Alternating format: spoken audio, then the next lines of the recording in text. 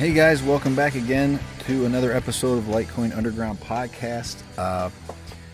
This week we have in John Shave from Stack Mobile.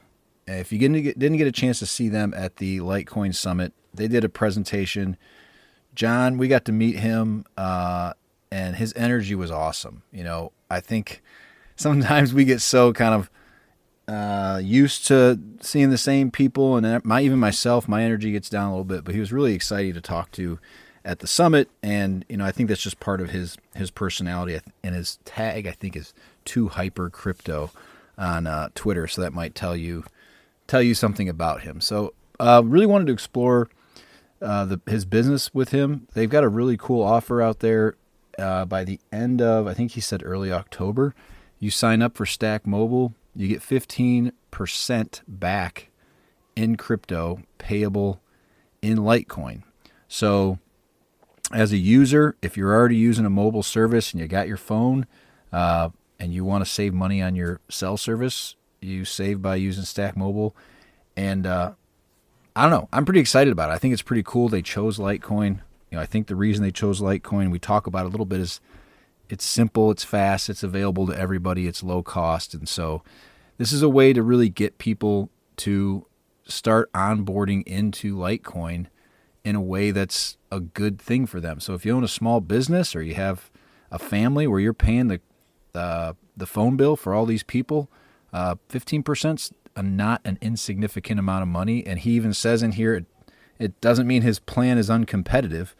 He's going to be competitive on your regular plan plus the 15% off. So kind of cool.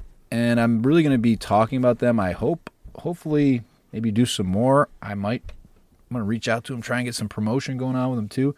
But speaking of promotion, of course, I always have to mention Cake Wallet. They're the official wallet of the Litecoin Underground Podcast. They've been with us since the beginning.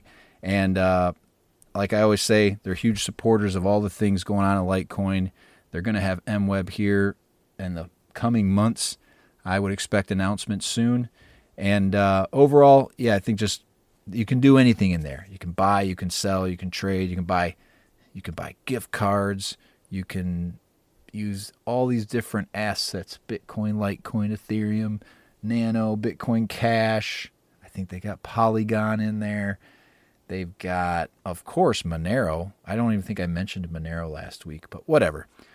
Anyway, go check them out. Download the app. Check out their website. See what kind of things you can buy inside there from your wallet. And, yeah, keep stacking, and I'll see you next week. All right, well, today we're going to have in John Shave. He's the owner of Stack Mobile, I guess probably owner, CEO, who knows what other major titles you have for yourself. And we're just going to discuss Stack Mobile. If you guys don't know who Stack Mobile is, they came into the Litecoin Summit. I think they kind of took it by storm, if you ask me. The energy you guys had was awesome.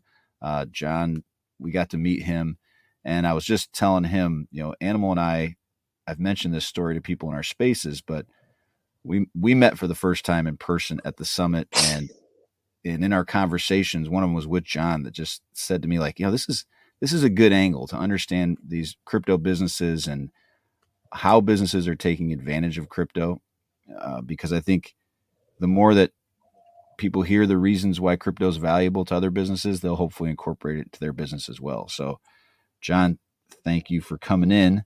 Do you want to? I think maybe a good first thing is just to briefly explain the nuts and bolts of Stack Mobile and what you guys have going on with Litecoin. Well, thanks for inviting me on today, fellas. My background is telecommunications and technology, and I came up with the concept about 4.5 years ago, and which is where the impetus of the thought was that if I can correlate data consumption with cryptocurrency rewards, there could be a play there. And so, and I kicked around the idea of issuing my own crypto, and then I kind of got, sidelined on that. And then the markets cooled down in cryptocurrency, kind of went into that cold time. And then with the markets jamming back, I blew the dust off the folder in January. I said, this is the time to do it. So I went ahead and did some quick research, made some phone calls, talked to people, and the Litecoin Foundation was really solid in guiding me. And they're like, hey, it's a great idea. Why don't you issue Litecoin as a reward? And I said, wow, it's a pretty good idea. Thank you. So next thing you know, that was the genesis of the current form. And it really comes down to that. If you think about like mining cryptocurrency, it requires energy and processing. And if you think about when we're communicating on our mobile devices, is we're consuming data. So in a weird kind of way, if you talk on your phone and you use data, you're kind of like a miner. So Right. I'm like, all right, so if you're going to consume data, let's issue cryptocurrency as reward for consuming data. So that's sort of like how this started from an idea standpoint. The way to go about that, it's not, it always sounds easier than it is, right? But there's quite a bit that goes into what we're doing. So Stack Mobile, the name comes from stack your crypto rewards. So that's the genesis of the name. And then the second part of the vision is you've got to provide good phone service because it's not just a reward play. I mean, we have to be really good at have a 5G network that's large and fast. We have to be able to provide low touch, high quality customer service. And everyone's got to keep their number if they want, or we'll issue a new number. And if you want to keep your device, or we'll issue a new device. So we have to be really good at being the mobile carrier. And then the Litecoin aspect of it just really makes sense. The first time I purchased Litecoin was actually 2013 when I met Charlie Lee when he was at Coinbase. That's kind of another story, another project that I implemented Bitcoin into a mobile payment platform that we created. So it's always been in the back of my mind, Litecoin. So that's kind of how we started, the idea and where it came from, and then putting the numbers on into a financial model and selecting vendors. And next thing you know, we're going to be turning up customers here at the end of September, or right around the first of October. But we're screaming to be turning up our live customers, so we're excited about that. So what is it that cryptocurrency in general, I like what you're saying, kind of about like a proof of work or a proof of engagement as a rewards process. What is it about crypto that kind of what does it unlock for you or enable you to do that you couldn't do more conventionally? Well, there's a couple thoughts that come to mind. First of all, reward points in their current form are basically devaluing, especially with the current environment, inflationary environment. So if you think about it, like an airline point, they're worth less and less, because prices go up and the points kind of stay static.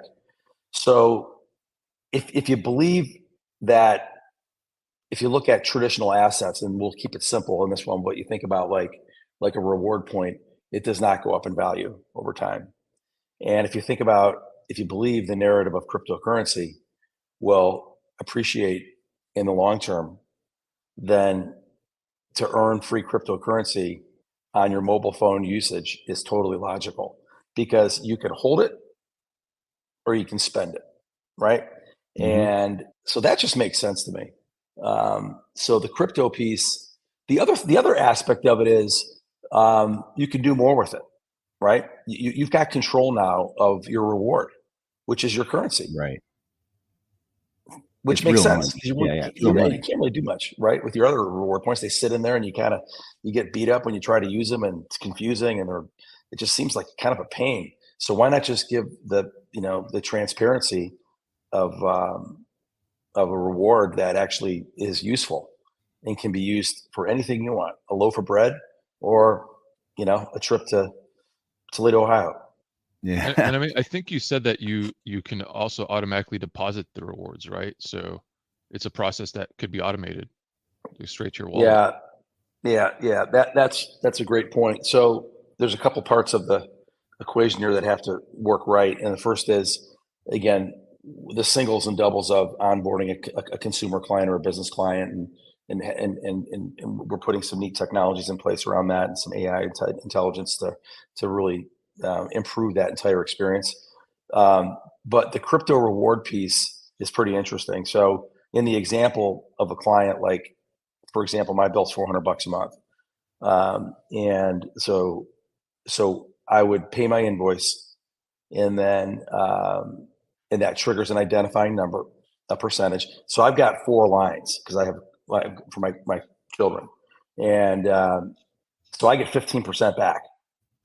So when that invoice is paid, it triggers the number, and then that information is sent through an API link over to BitPay, and then they acquire the Litecoin, and it's transparent, and it's delivered immediately to the connected digital wallet. So how that works? So hypothetically, if I have a Coinbase account,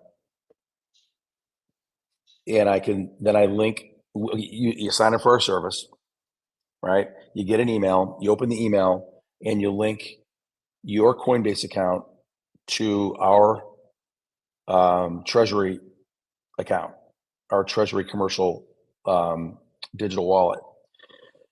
And you may have to show your ID, right? One time, know your customer. That's everyone's got to play that game. And then you're linked for good. So the process is really frictionless. It's not painful. It's quick. And then you're off to the races. And every time you pay, you're in free crypto. I'm assuming you have to. I mean, the funny thing about some of this KYC stuff is it's not like you wouldn't have to know who I was to use your cell phone service, right? So it's kind of already there's no real loss. I mean, you know what I mean? Sometimes people get worried about it if something's KYC, but the reality is you have to know who someone is so they pay their bill, right? Right.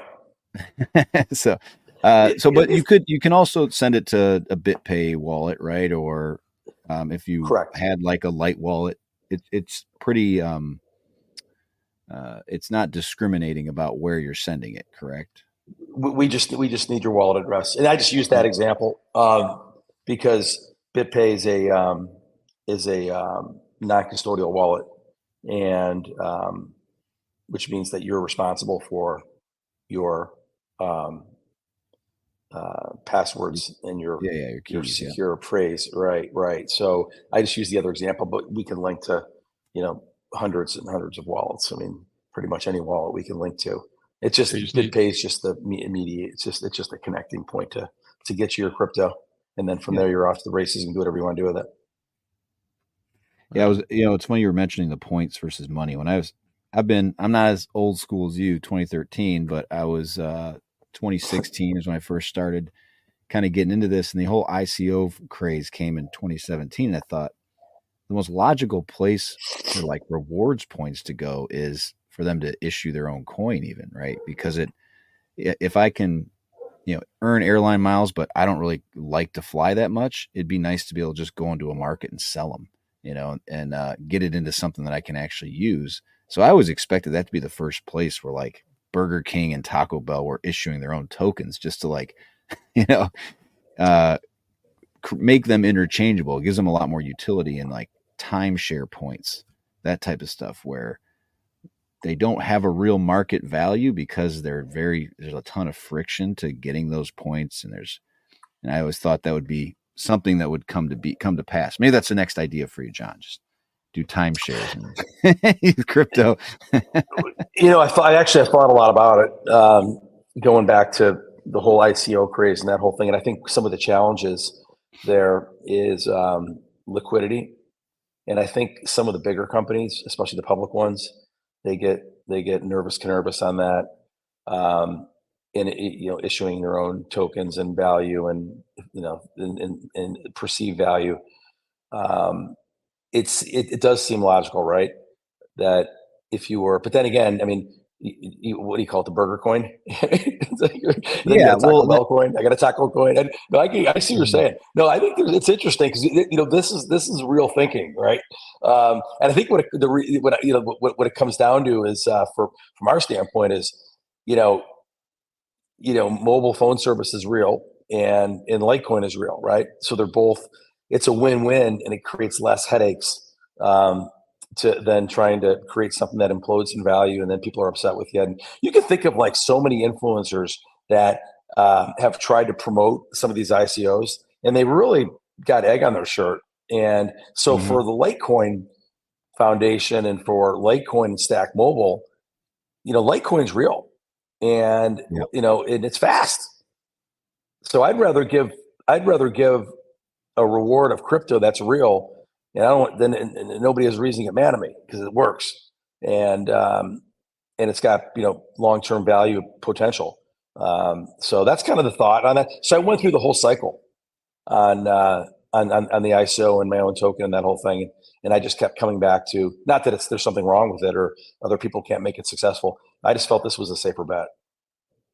Yeah, Yeah, no, well, Litecoin's eternal, right? And that's the thing. It's not going to go anywhere. Unlike 99% of the ICOs that came and went in the last 4 years. Totally. Yeah. So it's just interesting, right? And people are excited about it's interesting. Life is funny. What I tell people, I say, tell me I'm wrong on this project. Please tell me where do you see a challenge? And it's interesting because people love the concept. They love the idea. The only one legitimate objection that came up. I was playing pickleball with a woman from Seattle, and she says, "I go, what do you think of the Stack Mobile? You get free, you're in free Litecoin by paying your bill." She goes, "It's great but the only issue is she said T-Mobile's not so good up where I used to live in the Pacific Northwest." I said, "Well, they just acquired U.S. Cellular, so they're going to expand their network and they're going to pick up some of those rural areas." So, but that was the only objection, and that's totally fair. Because you can look at AT&T and Verizon and T-Mobile. There are some really, really interesting things coming down the pike, guys, that I find extremely fascinating. And one of them is this discussion with Elon Musk and Starlink and the T-Mobile network. And so this is the thing that about mobility, which is interesting, is we have been stuck in the dark ages in mobility in this country. I mean, when I say dark ages, it's the dark ages. There's very few applications you can run on your mobile. I mean, now I'm not talking about the Google Play Store or the iPhone apps, but the actual mobility network is. Think about it this way. Okay, I'll give you an example. So I used to own a telecommunications network based out of Chicago, and I was one of the first internet service providers in the U.S. in '96, and we would start to sell internet T1s into businesses for about $2,600 a month. Now you can buy a gig for $50. And then all of a sudden, Level 3 started laying out this nationwide broadband network of fiber optic. Around 2000, the gates opened, and then you have data centers, you got software as a service, servers, you've got innovation, Amazon, it goes on and on and on and on and on. And so if you think back to that date, around 2000-ish, and how the world fundamentally changed with broadband, now we're moving into the next realm.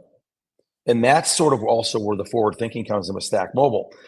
So when we deployed our network and our platform, we invested in the latest and greatest technologies you can deploy today.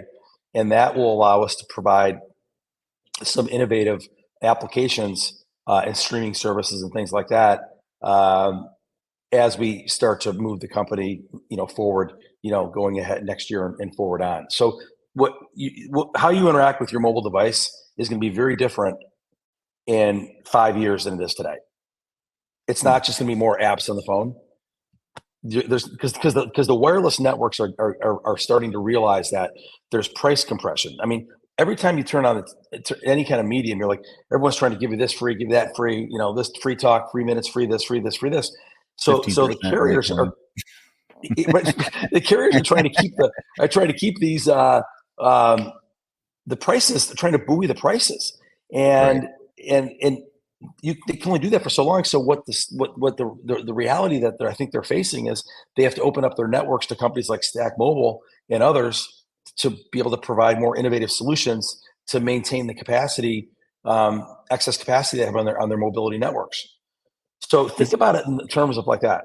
Is there cost, like, because we talked about this a little bit. I don't know if you remember that conversation. We were kind of trying to understand how you acquire a certain part of the signal or whatever it is at T-Mobile. When T-Mobile puts up or if a tower exists, right? I'm assuming there's various companies that are able to use those towers, and there's a certain amount of data and bandwidth that each tower can handle. Is there a cost per, I don't know, we'll call it like gigabyte of data that they're trying to say, if I have X amount, I've got to sell it. My best thing is to have those towers as completely jam packed as possible. Is it kind of like there's a flat cost and it's like you want to get as many users as possible, but it doesn't like scale up or down based on the amount of data flowing through those towers? Yeah, I mean, so the question is, the first part is, think of it this way, right? So if you look at a mobility wireless carrier, an MNO we call them, like for example, like an AT&T and Verizon or T-Mobile. So they own the spectrum, right? And they own the antennas that are on the towers. Because a lot of the towers are owned by a third party, like Crown Castle is one of them. Because the carriers really don't want to own the real estate, and they don't want to own the towers. They just want their antenna up there, right? Because they're really not in the real estate business. Okay. So to answer your question on the capacity issue, so I know that in the example of like a T-Mobile, there's a percentage of their network that is available to companies like mine. So we negotiate and we go into an agreement with them, but it's not like we're the last guy in line to get the bandwidth. I mean, we've got guaranteed throughput on the mobility network, so we can provide unlimited data plans. We can provide lower data plans. We've got exactly the exact same access that everybody else has on that particular network, if you're a direct customer or if you're a Stack Mobile customer. But I think they just make a decision that they've got some extra capacity, and they're gonna have companies like mine leverage their network. And then I pay per gigabyte. There's also, most people don't realize this, but in the mobility networks, there are minute costs that are absorbed. They're small, but there are, because when you take a phone call and you hand a phone call over from AT&T to Verizon, there's a cost in between that, besides the cost to acquire the spectrum and the towers. There's actually handoffs at data centers, and it's fractions and fractions of pennies. But there is a true cost in there, and there's companies that's all they do for a living is they basically, they're like almost like a meet me room, but they're really servers that hand phone calls off. So, but you get with Stack Mobile, you get the fastest 5G network, and our pricing is great too. So when I say we're going to give 15% of Litecoin rewards, we're not raising the prices 15% to give you 15%. I mean, we're going to go toe to toe with anybody on a competitive and transparent pricing, because you got to show up to the party, on equal footing. And then that's where we roll our sleeves up and we give the crypto rewards. And we think we have better efficiencies with the latest technologies that we can afford to do that. And then the other cool thing about it is we're providing fiat currency to cryptocurrency offloading, right? So think about, like, in my example, I'll get $750 in free Litecoin a year. That's pretty compelling. Now, one could argue a family of four, if they took $7,500 in Litecoin over the course of 10 years, right? Let's say their kids are, let's say, you accumulate $750 per month for even 8 years. And then you would say, I'm going to use that for my kids' college education. Because some people may not be ready to buy cryptocurrency. They want it. They want to get in the game. They just, they don't want to spend that $750. So we're like, hey, you don't have to. Just switch phone services to us. Keep your phone number, and we'll get you turned on, and we'll fire you up with free Litecoin. And if you believe some of these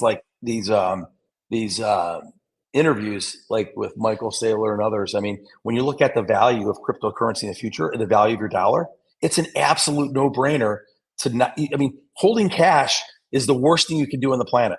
It's so Right. it evaporates.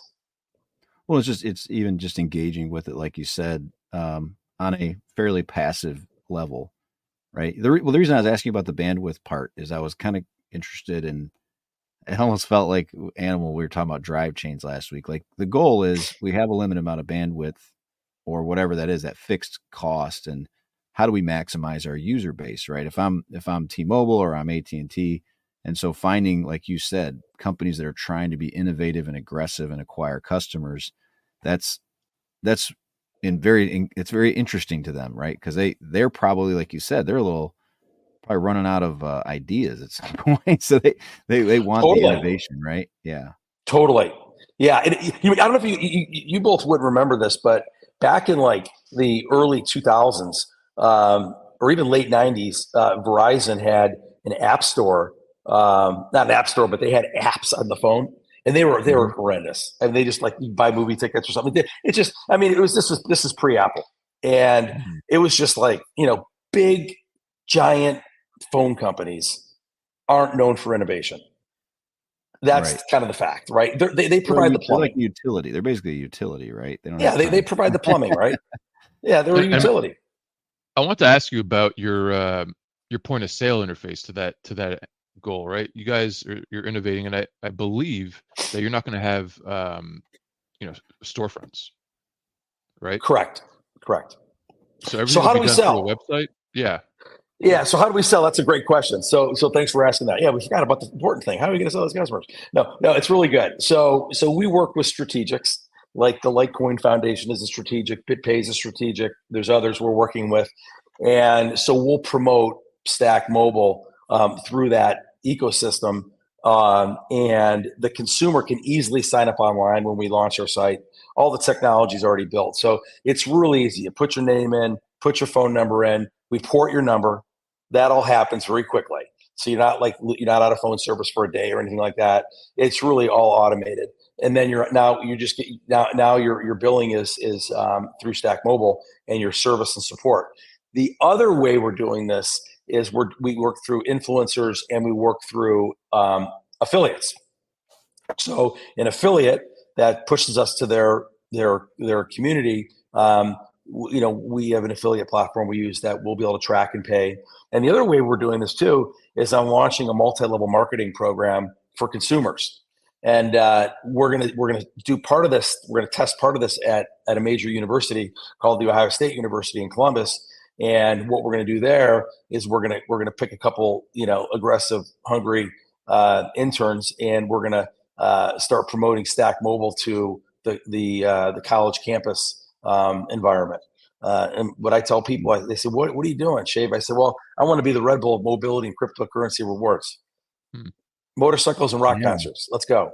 No, it's Right smart, on. man. Because it's like because Animal, like we were talking about it. And he's like, yeah, I'll sign up right away, and I'll be straightforward with you as far as the friction of me as a guy with a family. I got a cell phone for my daughter and my wife, but it's tied in with our cable, right? So like, there's a lot more friction for me to change than someone who's single and young and they're all about crypto, and so that's definitely your your target, right? But Correct. but yeah, I just went and signed up for the mailing list here. It took all of about 3 seconds. Just so if anybody's curious, you just type your name, email address, and phone number, right? Yeah, you go to www.stackmobile.com. You get $25 in free Litecoin when you go live. So we keep that list. We'll keep you in the loop on it. And we call it an early bird list. And people are signing up. They like it.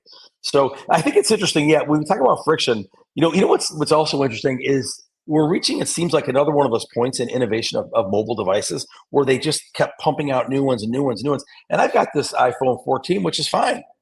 And I just had it replaced. I dropped my last one. I was on my jet ski and I dropped it in the Did it have all your crypto on it? The whole You boating lost it. accident? Is that what you're pulling out? yeah. The Yeah, meme? exactly. Yeah. Well, it's interesting, right? People, a lot of the crypto community, they they have separate phones just for their crypto. There's a whole deal around security and all that. And, it's interesting, Absolutely. but when it comes to the mobile piece, I mean, the phones, I mean, more and more people, it just seems like when you talk to people, they're really not racing to buy the brand new phones all the time now. They just reach the point of, hey, this thing it's pretty powerful and covers the bases. But getting your family together to switch, because I've tried to switch off. I'm on AT&T right now, and I can't wait to switch off. And the service is really bad. The connectivity is bad. The service is bad, and it's really just. But getting 4 people to move, off, and one's got to pay their phone off still, and this one and the other, so that'll be one little friction point that will start to make it exciting. I don't know. I'm pretty impulsive. Heck, maybe I'll give you 20% if you switch, if you got 4 lines. Who knows? Don't tell my CFO that. I think you're right, because I got one of the minis. I'm like trying to be old school. But my wife had an iPhone 6 for like a decade. She was like, I don't know, it works. Why would I change my phone? So the big difference between you and like an AT&T, if AT&T does here's a free phone, that entices a certain amount of people. But you're right. For the most part, people are like, look, I'm happy with my phone. I don't need to upgrade. I don't care about the cameras that much. I just want to have the cheapest service with good quality data. That's all. I mean, it's what people use them for, right? So yeah, that's kind of to your point. We're moving past the giveaway free phones, because the free phone ain't all that exciting anymore. That's interesting too, right? Because the carriers have turned into like equipment providers, because they can't innovate and they're so slow. The other interesting thing too is we provide connectivity for IoT and Apple Watches and any other device too. So we're not just stopping at a mobile device for a consumer. And we have a commercial side of the business that we understand pretty well. So any vehicle that's got a SIM card in it, any truck that's being tracked, any asset that's being tracked, those guys are clients too for us too. So we don't just stop at consumer, because we understand that business we kind of grew out of, and kind of cut our teeth in. So we do both the consumer and the business. So if you're a business owner, I'll give you an example. Here's a good example. So there's a client, he's got 1,000, the guy I know that's got 1,000 nurses in the field. They do home health care. And his bill is $75K a month. Okay. Because it's about $75 a tablet. And so when we go live, I'm going to bring that group over. And so what's the math on that? That's 75. That's, okay, so 10,000 a month, something like that. So what's half of 7.5 times 3.75? 11 and a quarter, right? 75 times 12 is $900K. That's his bill. No, that's not right. No, 75. Yeah, that's right. That's right. Yeah, for annually, yes, yeah. Times 12. Yeah. Okay, so do you take that times 0.15? That's $135,000. Right. That's an employee. That's an owner. That's like giving that dude $135,000 in Litecoin. That's some serious cake. So yeah, well, that's I mentioned that before you came on, Animal. I was telling him, I'm like, you see so many like business owners who are small companies, and they use their company credit card for all this. They compile airline miles and they use it for travel or hotel rewards or whatever. Or like in my job, I can expense things, but I can join these hotel programs when I do stay, and then personally I can use those points. Do you think that's a big arena that you'll see adoption? That's interesting, right? So the question is, will an employee or even an employer, right? So a guy like my dad has a small business. He might pay 6 cell phone bills and just see that as a way of getting something back. That's a good right? idea. You can do a couple things, right? With our platform, you can donate your reward to, I think there's 8 charities on BitPay, 8 or 10, American Cancer Society and a few others. So that question would be, that's a good thought though. So if you're an employer and you got this $135,000 in Litecoin, you can actually redistribute that. And then I know in the BitPay platform, they've got crypto reward cards. I think that it's going live again. They took it off for a little bit because they were upgrading it. So you'll be able to, use it. I mean, there's many merchants. There are like all the big names we know. So that's utility. So now by switching to Stack Mobile, it's a good idea. I'm gonna have to hire you guys, bring you guys in as my marketing team. I'm learning something. Well, yeah. And I've even seen a lot where it'll be, hey, we have an annual Christmas party, and they'll get rewards and kickbacks from different suppliers. Hey, give us a rebate every year, and they use the rebates and whatever to try to give gifts back to their employees at the Christmas party. Again, there's probably some tax legality. I don't want to give any advisement to anybody about like where that money needs to go and what kind of trackability you want to have. But yeah, I just see that as something that to be able to take these rewards and actually turn them into real goods and not be like, hey, here's a gift cards to Starbucks because that's my reward, or here's airline. I can't give airline miles to my employees, right? But I can give them these reward cards, or we can do donations for the company in the name of the company for tax rebates. So yeah, that's interesting. An interesting avenue, what you're talking about. Good idea. No, I get it. Cause I used to throw a big holiday party for a couple hundred people at one of my companies years ago, and people look forward to it. Had good music, and it was always fun. And we had all kinds of fun stuff we would do there at that event. And then now when you think about it, that's a really good idea. And it's easy to do that. It's easy for us to take that crypto reward and issue that reward into debit cards or reward cards, I should say, which are like a Visa basically. And you can go use them at those vendors, right? So I think the partner is one of the largest they're based out of Chicago, actually. I think it is. I can't remember the name, but that's good. Yeah. So now here we go again, right? So instead of just sticking with your old AT&T, Verizon, come on over to Stack Mobile if you're a business owner. And if you don't want to hold the crypto, maybe take part of it for yourself if you're the owner, and maybe take the other percentage of it and have it chopped up into crypto gift cards and hand them out to people that are doing a good job. So now we just got everyone motivated at the company because they're going to get free crypto too. Right. I wonder if since you're going through the rewards path with crypto, if that's making your business model more feasible in this whole Operation Choke Point 2.0 environment that you have in the US. I know there's what's it called? Get Hedge, right? These guys, I don't know if you're familiar with them, but they were providing some kind of a payment platform where you could have your paychecks deposited to your crypto account, right? They would take the cash, Yep. do the transaction on their end, and then deposit it into your wallet. They were shut down because their banking was revoked, right? Their bank accounts were closed. They were debanked. And I'm wondering if you guys are avoiding this kind of regulatory overstep, right?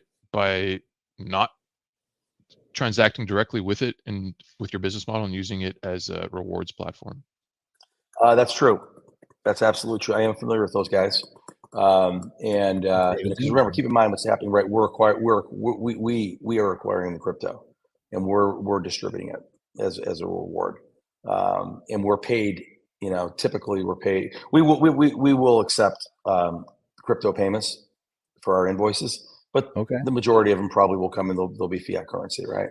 So and then we do the conversion there. That is interesting, though. When you think about the crypto space, even no matter what level you are, when you dive into it and learn more about it, whenever there's disruption and disintermediation, which is what you have a lot in the crypto space, right? It touches payments, it touches banking, bankers, it touches a lot. And they get fired up and they start, winding up their fighting back. Yeah, they start winding up their power base. And I think that's where you start to see that. And that's where there's been this kind of, I believe that there's been these oscillations and start and stops in the crypto space where you've got, market pullback because every state's different too. I don't know if you guys caught that interview with Ari Wu over at the Litecoin Foundation. She was really bright and she had a great presentation, and she was talking about different states and the different regulations in each state. So it's like a mixed bag.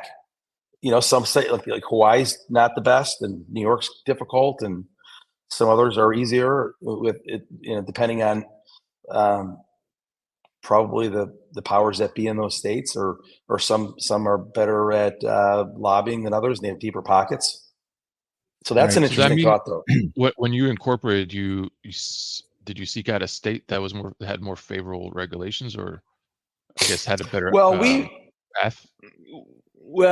as a carrier, we have FCC approval in every state. So and with that, we have a presence in every state.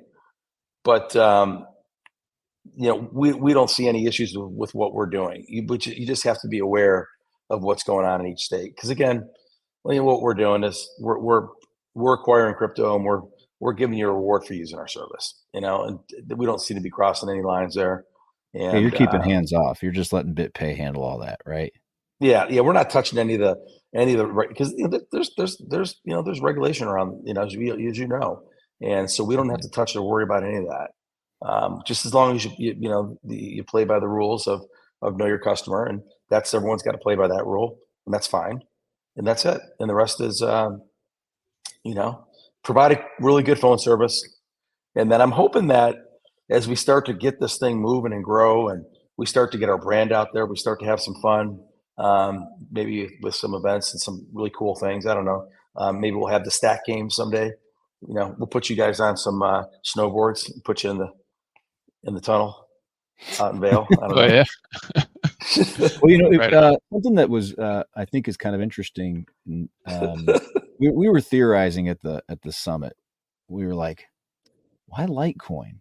Like, to be honest with you, if you go, hey, Bitcoin's down the road, there's 20,000 people at that summit, and there's 300 to 500 at the Litecoin summit. And, this is something that I've talked a lot about in our Twitter spaces. If you don't know, I do one every week, John. So we've been talking about crypto. We get pretty in the weeds. And I've always felt that, if a business is trying to dip their toe into the crypto world, they're going to go to places like BitPay and go, okay, well, who uses crypto? Right? What are the communities that you actually have traction with? So, like, one of those, obviously, us being the top coin on BitPay is a big reason for that. But the other is that it's very accessible. So that if anybody has a Venmo or PayPal in their pocket, they can receive Litecoin.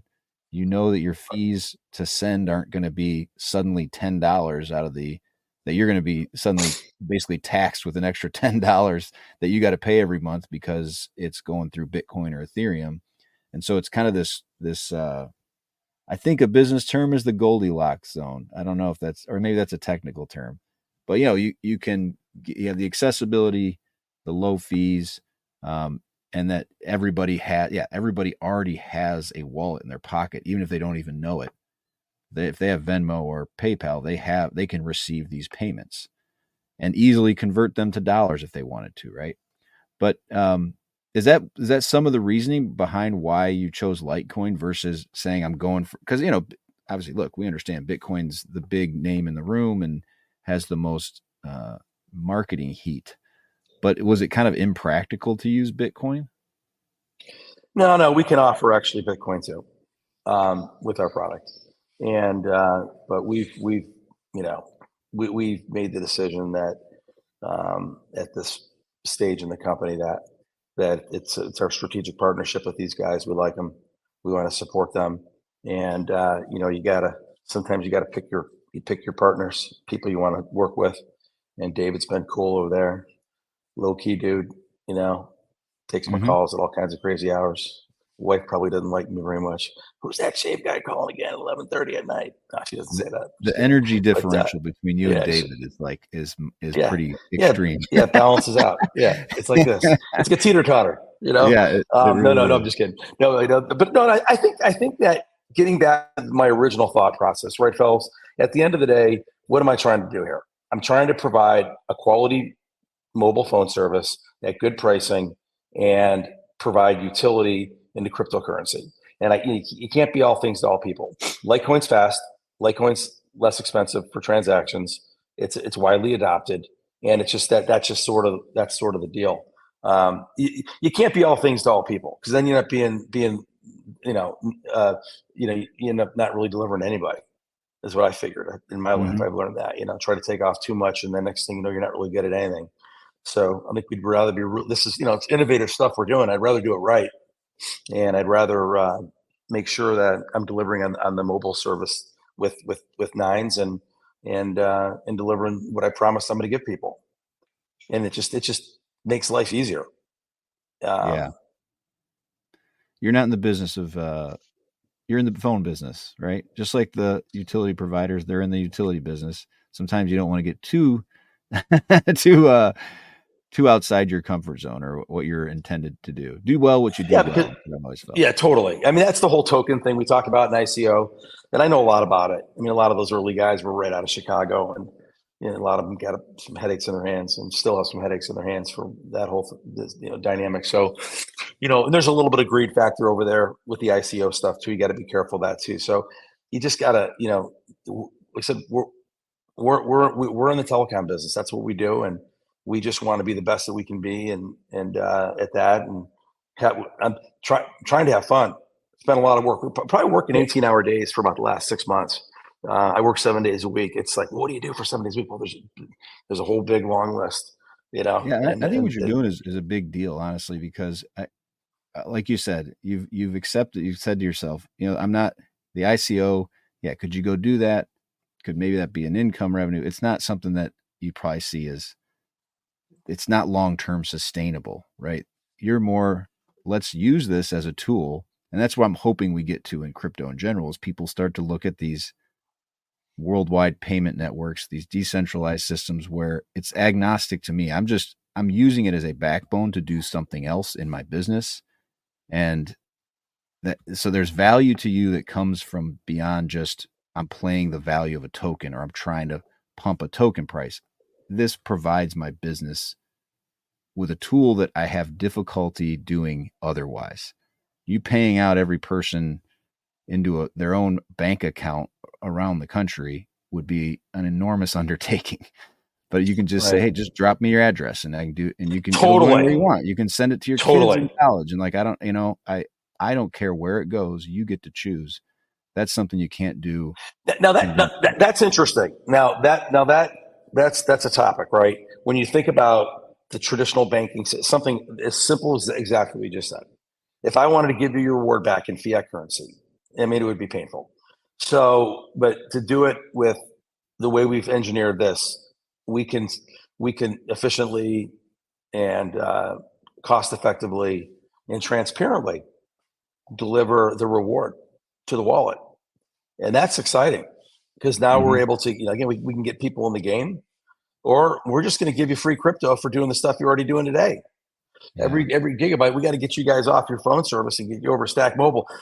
Shaver, maybe we got a special shaver deal. As we start inching closer, maybe I'll come up with something real exciting for you to get you to jump off those old stale networks you're using. Yeah. That's great. Do you have any questions, Ian? I got others, but I feel like I'm dominating a bit too much. No, I'm good. I got a handful of questions. Oh yeah. All right. Well, you alluded to this earlier with your comment about Elon Musk and I guess Starlink. But where do you see the industry evolving in the next 5 to 10 years? And how do you? I guess you're already lining yourself up to be part of that, right? I'm just curious as to any insights you can provide. I think you're gonna see. Well, fellas, I know quite a bit about the regulatory environment in the telecom industry, and a lot of it depends on who's in the White House. Believe it or not, FCC. Absolutely. Right. So I could tell you that, like in that example of Musk, I mean, depending on who's in the White House, that's either going to really skate through or it's going to turn into a boxing match. That's just my personal opinion. So, but I think if we just allow, one of the things that Musk said recently, and I really appreciated it, is that we need less government regulation. I mean, like you go back to like Ronald Reagan and deregulating the airlines. You guys don't know this, you're younger, but airlines were painful and expensive. Long distance phone service, it was like 45 cents a minute to call from Columbus, Ohio to San Francisco.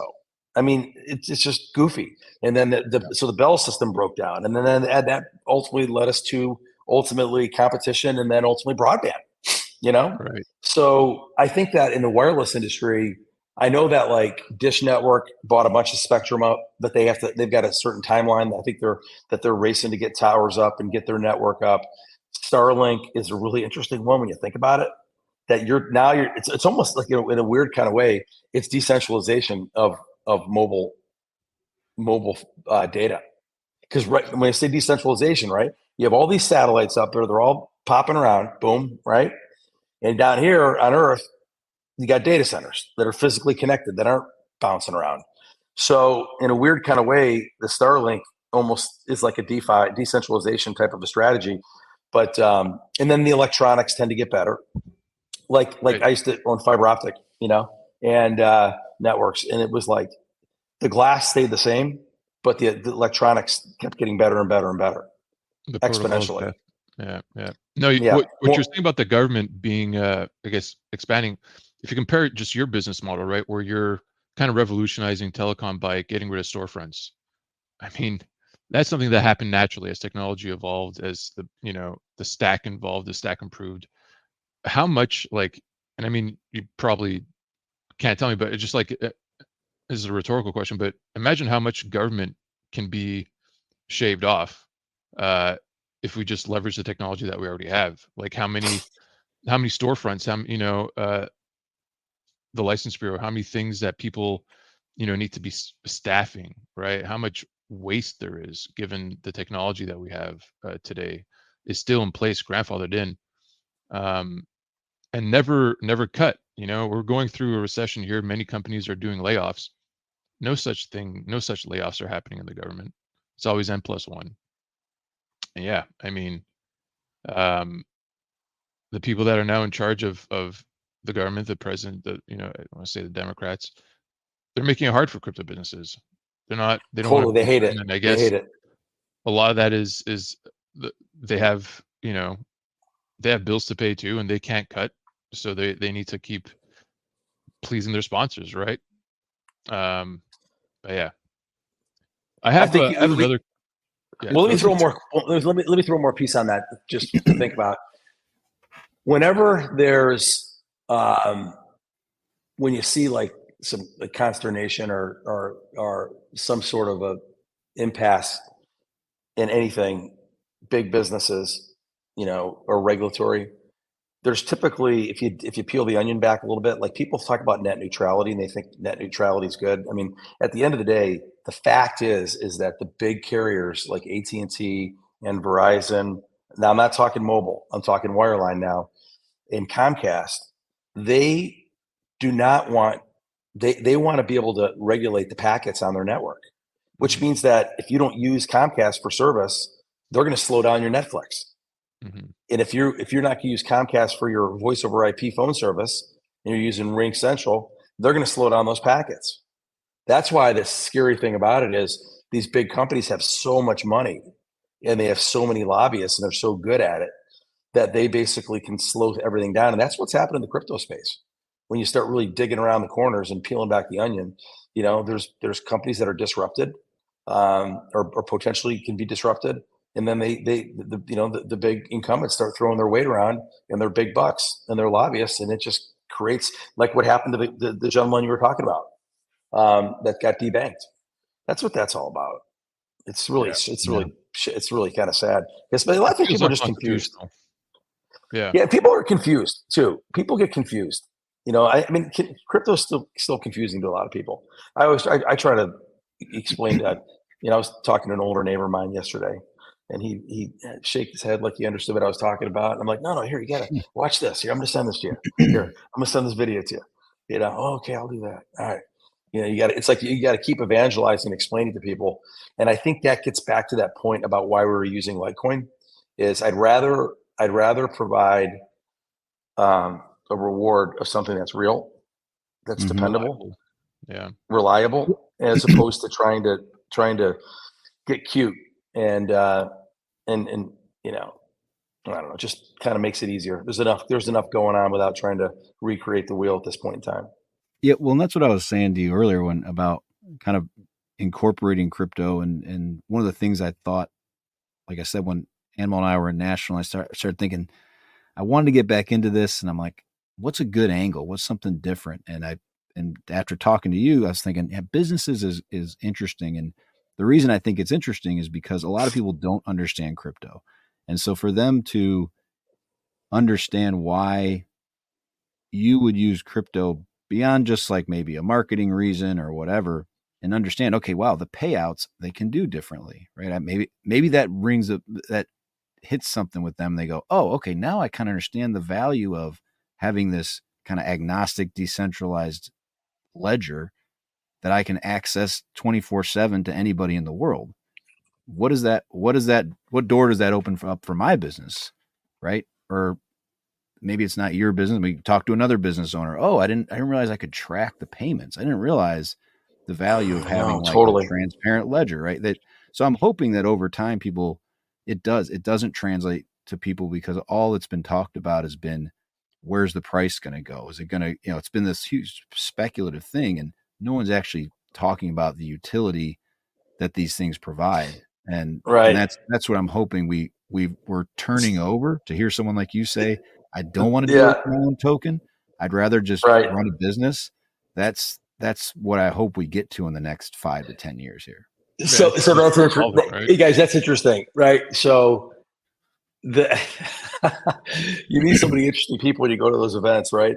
And it's like you gotta like it's so tempting, right, to get pulled into the oscillations of value and the greed of I'm gonna get the next Bitcoin. But really, if you take a step back and just look at, I think what Johnny Kim, I think was the guy that said at the event. I thought it was pretty interesting. He made me laugh. He says, you got to look at it as like it's it's it's like a permanent fixture in your life, right? You can't get obsessed with the oscillations and value of it. But there's an interesting document. I'm going to email it to you guys after on blockchain technologies per state, and it was put together by Ari Wu, the woman I spoke earlier of, and I thought it was really Yeah. fascinating. And it talks about the blockchain technologies per state and the investment money that went into it and what they are. Like, for example, Nashville is the biggest reciprocate of investment around blockchain technologies for healthcare, which makes sense, right? It's a big healthcare state. And Mm-hmm. then Miami's a huge one. Obviously, now Miami's big financial. So when you take a step back, I think that might be an interesting exercise for you to kind of look at that. I think you'll enjoy this document. I requested it from her. She sent it to me, and I'll share it with you. That it kind of just opens your mind up that you're right. Crypto has gotten everyone's interest, especially with Bitcoin being over $1 trillion in value. But the blockchain technologies and where they're going to change our life and how we do business are huge. Web 3.0, Yeah. right? I mean, inventory management systems and like logistics of, someone like FedEx. I mean, they have their own internal systems. That's the difficult part. It's like sometimes you want things to be private, but what are the things that maybe companies can offload managing certain pieces of data or information that they don't want to have to deal with anymore, that they can just use the blockchain as a permanent record that they get to access whenever they want. I mean, I'm not saying that I know what that is. I know there's somebody out there that, it's almost like this drive chain conversation. Can they have their own network that pings in or imprints a hash somewhere on the blockchain to flash like a state of things? Maybe it's balances or paychecks or payroll, something like that as well. So these are, I mean, again, I'm not a technical guy. That's that's all beyond me, but I know that there's some value there, and I'm waiting to see businesses unlock it. And so that's why I think it's cool what you're doing. It's happening fast, right? Animal, what else? You had a couple more questions. Sorry about that. I got in a tangent. Yeah, something. I got a technical question and then a more business, evolution question. So technical one. One thing that crypto people are really concerned about is security and privacy. And a lot of hacks have been happening in the past, and a lot of them have had to do with SIM swapping, right? An attacker using some social engineering, calling, Rogers or whatever, and pretending to be the person, and having them transfer the SIM to them, right? And then using that ability, I guess, to receive SMS messages to get into their accounts, their Twitter accounts or Coinbase accounts with 2FA, right? How does Stacks, I guess, forward-facing their front end help prevent that, right? I know that you guys, well, I don't know, but I'm assuming that you're going to have everything done through the front end website, maybe even through email or Facebook Messenger or something. Like you're not going to have people answering the phones, calling for Yeah. example. So just to be clear on the SIM swapping, right? Or like SIM hijacking, right? It's a form of identity theft. The attackers can gather like personal information. They contact the carrier, posing as the legitimate owner. I don't know if you fellows heard about the young kid. He was a high school kid, and he got into a wealthy New York financier's phone, and he stole like $30 or $50 million worth of Bitcoin. He contacted the carrier and was able to get access to the phone. So he was like, the kid was bought a Ferrari in high school. It's like, you think something's wrong. Like, hey, Junior, why is Junior driving the $400,000 car in the driveway? IRS is going to pick up on that, eh?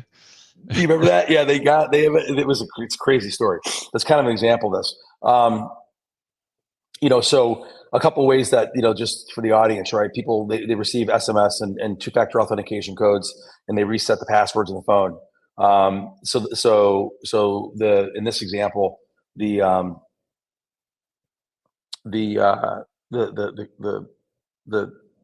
person being frauded, loses access to their phone and whatever's on there. So, so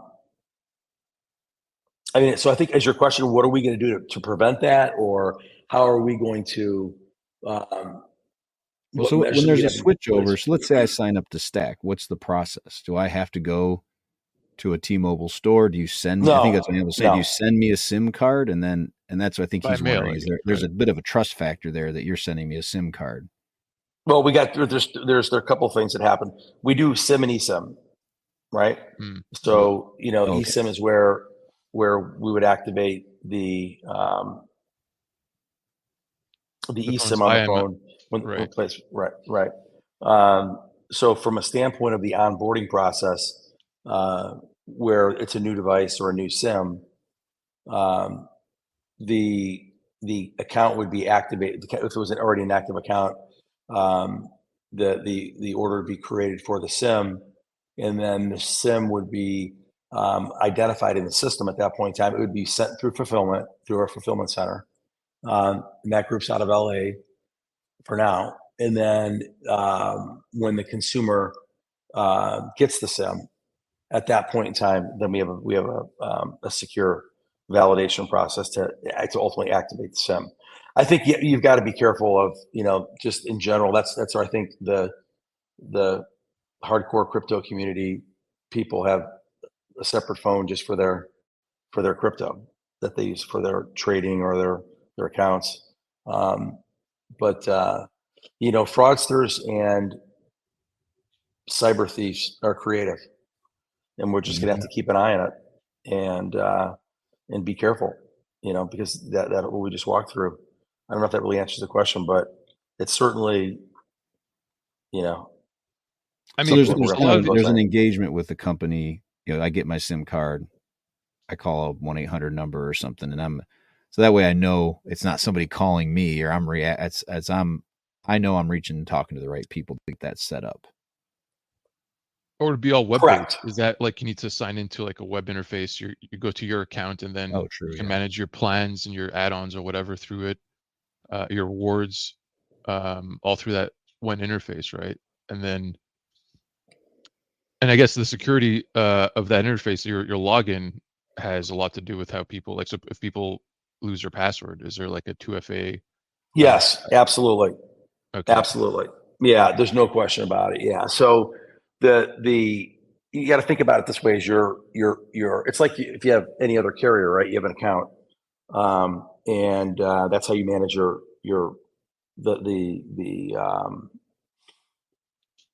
everything from paying your bill to monitoring your invoicing is correct, or even User adding a profile, phone yeah. or a new, right. Yeah. So two-factor authentication, absolutely. And I think education is important too. Um, to always try to keep the consumers educated of where they can be potentially frauded. But that's a really good point. And I think that we're gonna have the best. Our platform's out of Sweden, so these guys are about 10 years ahead of us. So they're from you look at America, the USA, mobility experience, and you look at northern Europe and that and so forth, and they're just like way ahead of us. So when it comes to security and data privacy and all that kind of fun stuff, they just seem to be more evolved than we are, and that Right. there could be several reasons for that. The big oligopolies here in this country, More they competition. they wanted to keep it like no one's gonna upset the apple cart, right? Mhm. They Until want to keep everyone T-Mobile, dumb, their consumers paying at the nose, yeah. yeah, like with T-Mobile was really the one to kind of break the mold there when they came in and they said, hey, we're going to start. You remember the Virgin phone, Richard Branson. He was the Vaguely, first yeah. big MVNO, yeah, with T-Mobile, and so that was sort of like because let's be honest, it's kind of like an oligopoly. It's pretty much what Yeah, it the is. first outside Oh yeah. competition.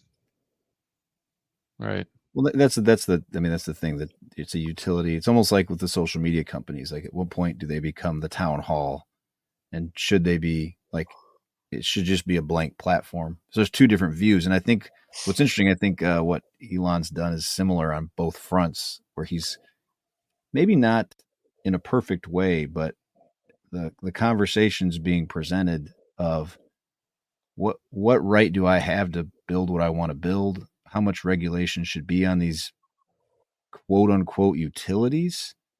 How much control should small businesses have? How much regulation from the government? And so, it's interesting to hear what you're saying about Starlink, because I do find that to be, it's out like in international waters, right? Essentially, they're in Right, space. So, like, how do you right. stop this? And that's good. Just like Bitcoin and Litecoin, they're these international I guess they don't have a living space, so The funny part you can't about turn this, them down, right? What's funny about that Starlink thing? I just like, you want to pull your hair out, but it's like there was already talk, like the big carriers, AT&T and Verizon, is saying like it's going to hurt competition.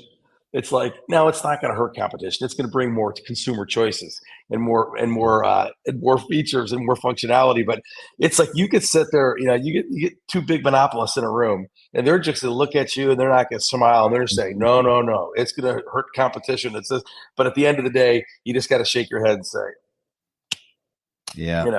That's Or they not try to really fool. true. Yeah. They're like, we don't want to Yeah. compete. Are you ridiculous? Don't be ridiculous. I mean, yeah.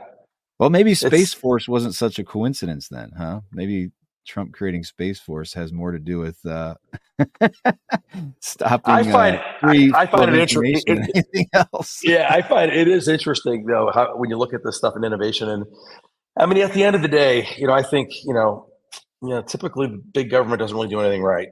Typically they just slow things down and infringe on, on, innovation and so forth. And I think that's been proven.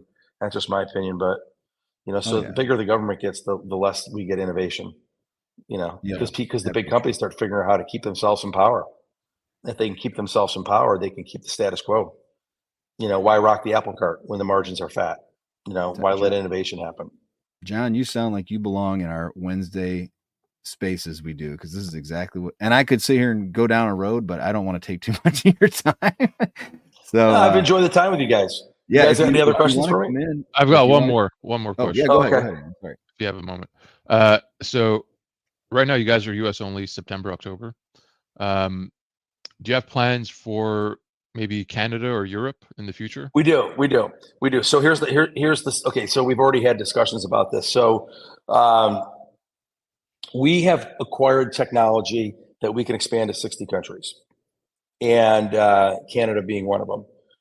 So Northern Europe seems logical. I know there's been quite a bit of interest from Canada. So, I thought what I thought was interesting is Canada is the second, and I'm pretty sure I'm right. Canada is the second largest in Litecoin transactions. Something like that. Yeah. Yeah. We've got from a BitPay, big you mean? Litecoin with BitPay, From the but I Bit, know like yeah. even back in the day when there was Bitcoin, well, mining Bitcoin miners, there's a lot of them in Canada. Ever since the beginning, it was, I believe, China, then US, then Canada for a while, mining the most Bitcoin. This is like back before 2017. I'm not sure what that looks like now. I know for sure Canada, we do have a lot of renewable energy, and affordable energy. We have some of the lowest, cost per kilowatt hour, thanks to hydroelectricity. So yeah, like there's a lot of incentive for miners and mining to happen here, and as a result, a lot of home gamers got into it, right? And a lot of people are holding crypto, a disproportionate amount, I would say. Yeah. Yeah, I believe that. There's a friend of mine who's got a tenant up in the west of the U.S. and it's a coal-fired electric utility. And so with the utilities, right? If you if you if you do not allow competition in your domain as a power company, then you must sell your excess capacity at tariff rates, so you don't make as much money, right? But if you open it up to competition, then you can sell your excess capacity at market rates. So it's kind of like there's different debates on which one it makes more sense for the company. But these guys have the coal power plant, and they've got a huge Bitcoin mining operation because they are using their excess capacity instead of selling it, right, which has to be sold at, I think, at the tariff rates. They're like, why would we do that? Let's just pump it over here to this big data center and let's keep pumping out cryptocurrency. That's a sort of that's one of the ways that can be done. But I'm sure there's all kinds of energy being sapped in ways that maybe we don't even know about. They're just keeping their mouth quiet about it. I don't know. Well, they're probably doing some Litecoin mining too, Litecoin and Doge. But totally. Well, yeah, okay. Yeah. Yeah. Good. So check it out, guys. Go to stackmobile.com. It's just like what it sounds like, stackmobile.com. I just signed up. It takes about literally 10 seconds, and then they'll I'm assuming in whatever, a month or two when you guys are launched, you're going to have send out an email. And yeah, you'll get a communication. We send out regular communication on that early bird list. So yeah, get excited. $25 in free Litecoin from John T. Shave, and get on the Stack Mobile train and get fired up. Earn free crypto. Get great service. All right. Thanks, John. Hey, I appreciate the time, guys.